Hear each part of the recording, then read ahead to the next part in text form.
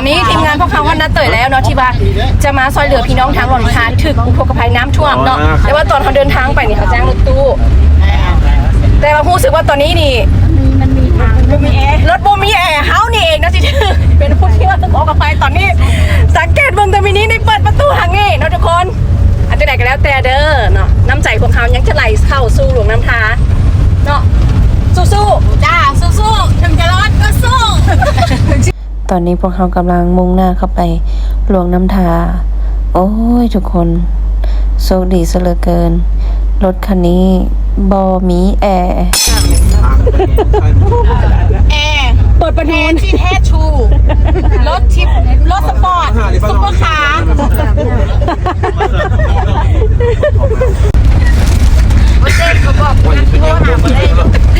ขักมันคือเลือกอันนี้ได้มีเองจะไปยังตรงนั้นเป็นของเย็นแล้วมันแก้ไขของได้ของดีขนาดเลยแอร์ธรรมชาติธรรมชาติเด้อทุกคนเลยอีตุนน้องน้อยเพิ่นคือสีฮอนเขาก็เลยอุ้มเพิ่นมาเนาะพัดความเย็นให้เพิ่นเพราะว่าทางหลังก็คงจะฮ้อนหลายเพราะว่าแอร์บ่มีตอนที่พวกเราขึ้นรถมาเนาะเขาก็บ่ฮู้ว่ารถคันนี้บ่มีแอร์เพราะว่า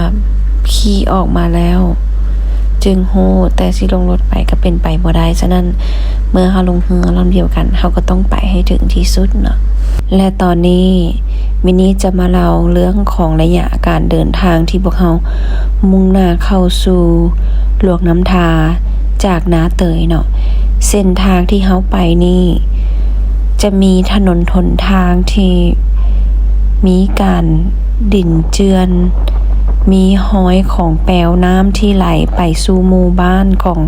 หลวงน้ำทาที่ถูกอุทกภัยและก็ยังมีบ้านประชาชนที่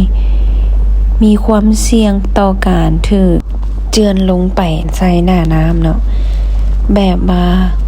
คือถนนหนทางบางบอนก็มีการแตกเหิบ